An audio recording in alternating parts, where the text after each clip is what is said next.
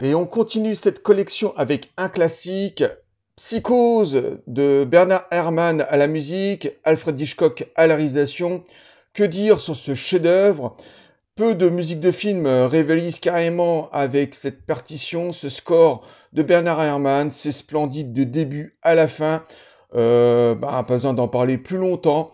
Une merveille. Il y a beaucoup de BO de films qui sont extraordinaires, mais à ce niveau-là, il y en a très très peu. Donc voilà, Bernard Herrmann et Psychose.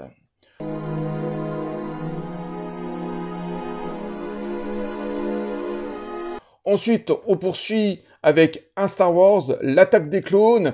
À l'époque, John Williams arrivait encore à nous délivrer de superbes musiques, de super scores, et c'est le cas pour cet épisode.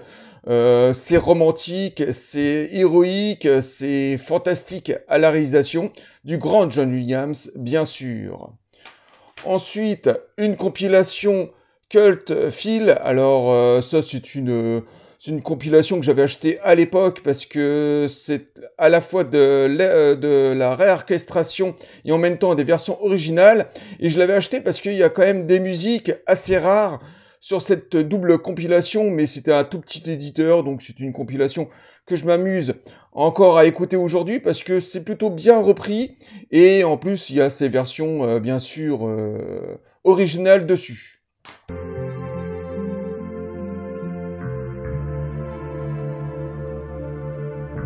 Ensuite, un James Bond, Can't You of Solace, David Arnold à la composition. Là, c'est de la superbe musique, hein, super maîtrisé, avec pas mal de finesse, un vrai compositeur de musique. Et malheureusement, ce ne sera pas le cas sur les derniers avec Hans Zimmer, qui est un compositeur de musique que j'apprécie, mais plutôt dans sa première période, quand il était plutôt dans sa période expérimentale. Et là, David Arnold nous délivre une musique à l'image même du film. Ensuite, une compilation de musique de jeux vidéo, alors bien sûr, jeux vidéo des années 70 et 80. Et là, on est dans une musique plutôt minimaliste, électronique, bien sûr, mais pleine de fantaisie. Et bien sûr, il y a Mario dessus, il y a des grands classiques comme Sonic, Castlevania et autres. Et c'était des musiques plutôt simples, mais réjouissantes. Et de temps en temps, mettre ça sur la platine, ça nous rappelle ces belles heures de jeux de gaming qu'on adorait jouer sur les PlayStation. Ensuite, les musiques des Tomb Raider, en tout cas les 3 premiers Tomb Raider, qui étaient édités avec un magazine de jeux vidéo à l'époque. Donc pour 10 €, tu avais le CD avec. Et là, tu as à peu près 20 minutes par jeu. Donc les 3 premières musiques des Tomb Raider sont juste extraordinaires. Et c'était les premiers scores très intéressants pour des jeux sur PlayStation 1, parce que c'était relativement rudimentaire à l'époque, hein, les musiques consacrées au jeu. Et là, c'était pour la première fois, on avait de l'orchestration. Et peut-être de l'orchestration issue de claviers électroniques, bien sûr, de la réinterprétation, pas vraiment de la vraie musique symphonique, mais ça se dirigeait vers ça. Et la musique est tout à fait réjouissante, romantique, aventurier, avec une pointe de fantastique. Et les 3 Tomb Raider sont juste extraordinaires. Donc une belle compilation des 3 premiers jeux.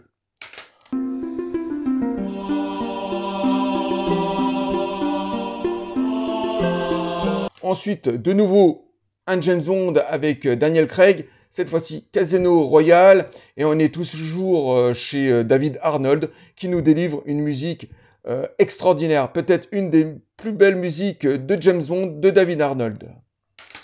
Ensuite, Les Visiteurs 2.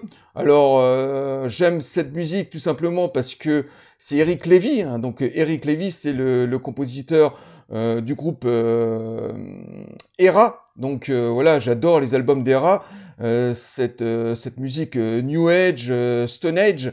Et Eric Lévy, on a tendance à l'oublier, mais c'est un compositeur de musique de film à la base. Il a beaucoup travaillé avec Poiret d'ailleurs, et il n'a pas fait que Les Visiteurs, il a fait aussi Les Anges Gardiens et autres. et La Vengeance d'une blonde aussi. Et cette musique est à peu près à l'image de la musique Era, hein. Donc d'ailleurs, c'est beaucoup inspiré. Et c'est une musique de temps en temps que je mets sur la platine. C'est beaucoup de fantaisie et voilà, donc c'est plutôt une musique que j'ai achetée à l'époque.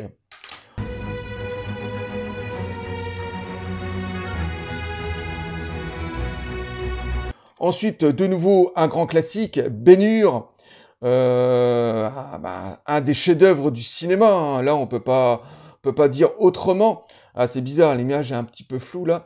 Enfin, c'est peut-être que ça va se remettre. Voilà, Ben-Hur, un grand classique, du péplum, une musique extrêmement réjouissante et pour un grand classique. Voilà, Ben-Hur.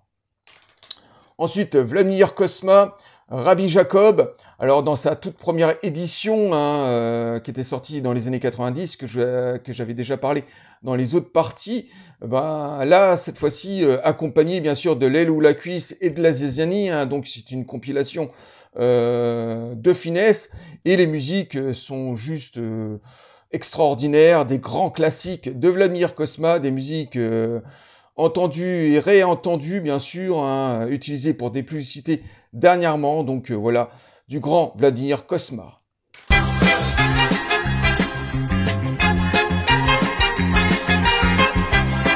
Ensuite, un film de guerre, Full Metal Jacket, on est chez Stanley Kubrick, et on est dans une musique militaire, il y a un petit peu de dramaturgie, et sur ce CD, on a très peu de musique du film, on a toutes les chansons pop, hein, plutôt rock, blues rock, voilà, qui accompagne ce film, de rock américain bien sûr, et un grand film pour un score tout à fait réjouissant.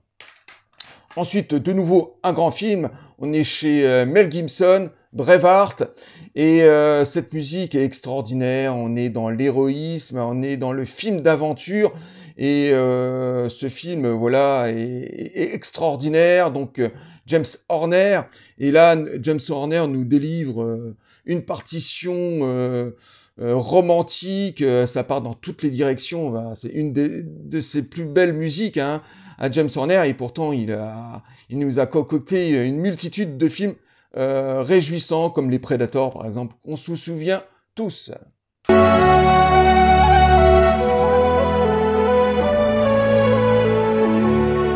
Ensuite, un film français, Les Choristes.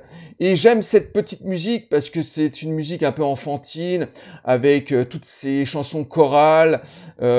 Beaucoup à décrier cette musique parce que tout le monde achetait ce CD à l'époque parce que le film venait de sortir et c'était un gros succès. Mais moi, j'aime cette musique un peu romantique, très enfantine comme ça, très réjouissant et très souvent, je mets cette musique sur la platine et je me prête à rêver, bien sûr, à tous ces films prêtés sur l'enfance, bien sûr.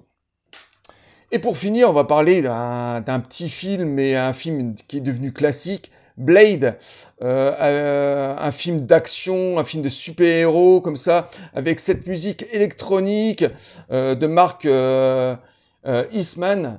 Alors, c'est pas un compositeur très très connu, mais c'est quelqu'un qui a quand même œuvré comme ça dans des cinémas d'action et de super-héros. Et Blade est une musique électronique assez pop, accompagnée bien sûr de chansons rock, bien sûr. Et c'est un film, c'est une série B tout à fait regardable, très réjouissant, qui a pas trop pris de l'âge avec le temps, hein. Pourtant le film a quasiment 25 ans aujourd'hui, et c'est un film comme ça qui va lancer une saga qui aura des hauts et des bas. En tout cas, les deux premiers Blade sont juste extraordinaires, et cette musique l'accompagne, bien sûr.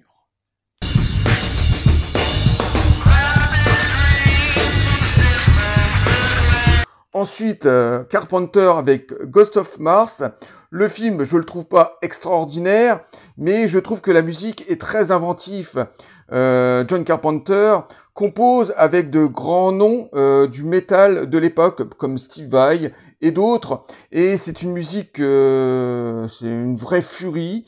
Et la musique expérimentale de Carpenter mélangée avec du métal, eh ben ça fonctionne à tous les étages. un petit Carpenter pour une musique emblématique.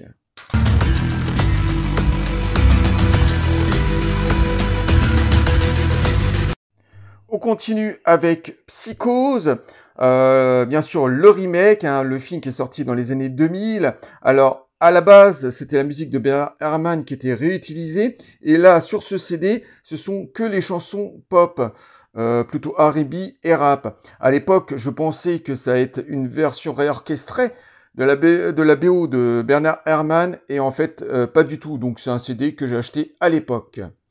Ensuite, un petit chef-d'œuvre, hein, si on aime David Lynch, avec Dune. Et cette compilation, on retrouve